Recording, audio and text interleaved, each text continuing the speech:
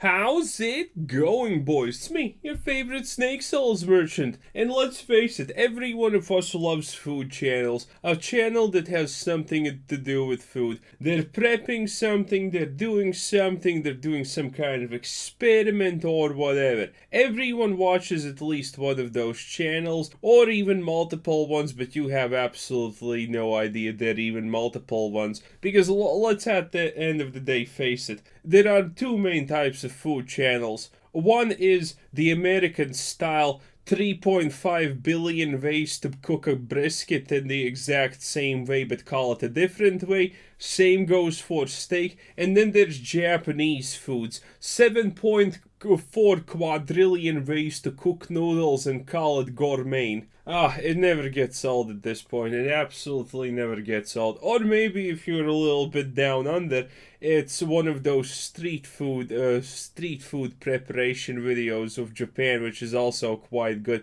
There's like a million channels that all do street food, and well, since it's Japan and China and whatnot, obviously they're not gonna have a shortage of street food merchants, so those videos are gonna continue being pumped out like there's no tomorrow. They literally just pay someone a couple of bucks so they can film them doing their thing and make a 20-minute video out of this where they do the most basic stuff. It's not elaborate in any way. There's no talking even. You don't know what they're doing, how they're doing anything. Oh, but it's 10 out of 10 amazing because it's Japanese street food. Oh yeah. Man, the food channels have hit, I would say, an absolute low when if we're talking about it truly. Pretty much most food channels now are owned by big companies that are literally producing content farm type of shit that they just recycle. You know, they make one food, then they make another food, then they make a third food, then they make a compilation of the best top 3 foods, which is, you know, just literally those 3 videos. It is funny at the end of the day, but you know, being a cooking channel is probably extremely hard because, you know, again, there's only so many ways you can actually make a steak or make a brisket and, you know, claim that it's something different. I have seen quite a few ways that people try to cook steak or make brisket. Yeah, it usually ends with, well, something you have already done a month before. The content for food cooking channels pretty much is a circle in a monthly stages. On the start of the month, you're seeing how it's better to prepare steak. Is it better with this? Is it better with that? At the end of the month, you're like, you know, using a blowtorch, maybe a grill, and comparing that. The new month starts, and yet again you're testing for the 50th time in your career. What is better, mayonnaise or ketchup on your steak or something like that? Or is it just salt and pepper? It never fails.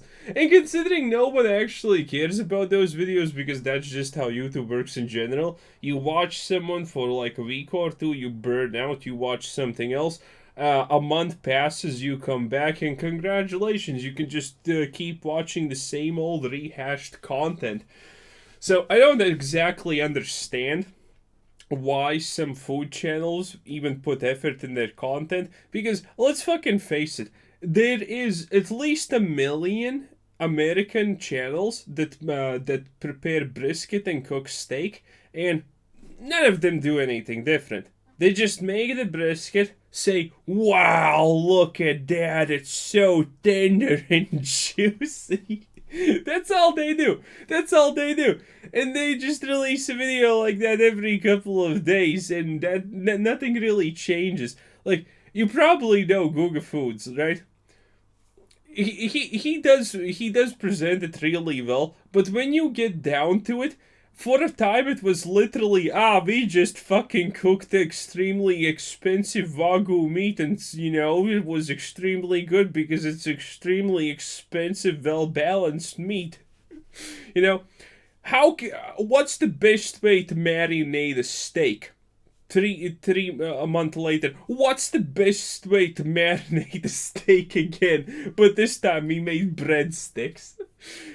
I'm not. I like the guy's channel, but the content is literally just rinse and repeat. Because let's face it, you can't do that much with steak and wagyu or whatever kind of stuff. And then when it's a side topping, like this is the crazy part, right? When we're talking about videos and channels like that, man, it's like no one even cares if it's absolutely 100% rehashed topics or just refilm videos pretty much at that point.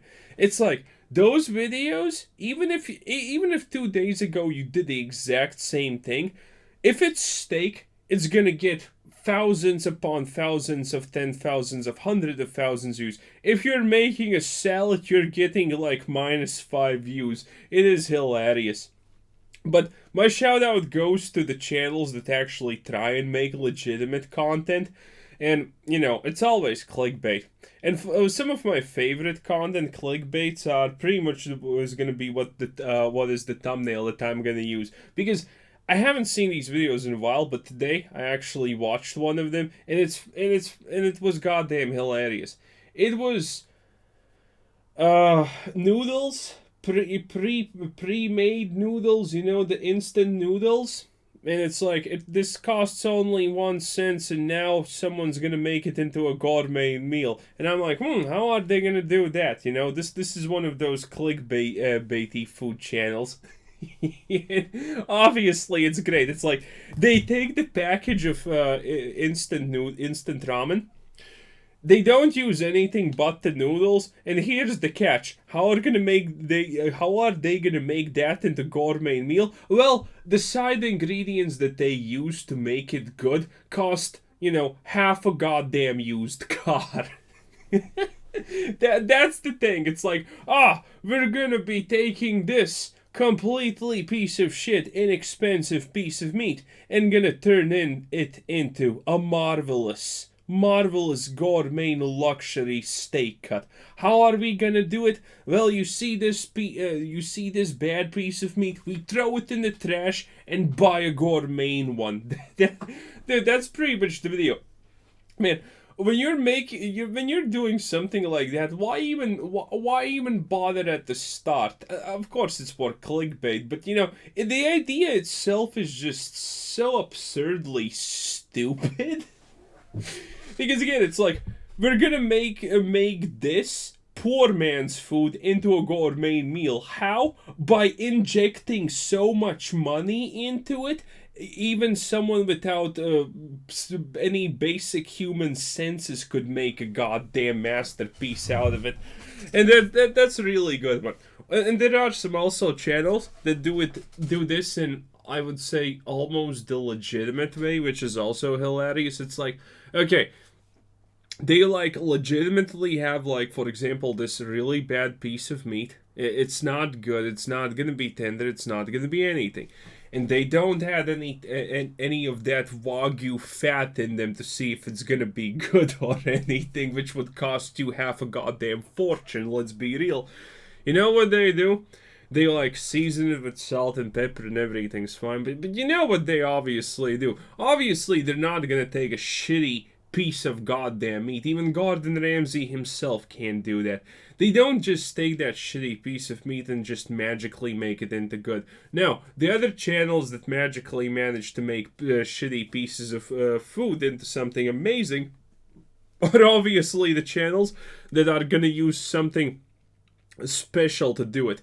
And in most cases, the second variant is when these channels have some kind of extremely specific, unreasonably elaborate contraption, kitchen gizmo that costs half of a goddamn house at this point, and especially designed to make the most shittiest pieces of meat edible at that point.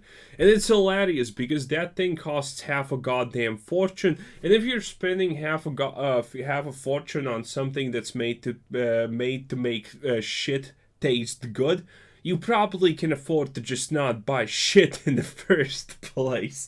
And the people who want to make shit taste good can't afford the thing because it's only meant for that one specific thing, and it costs a goddamn fortune.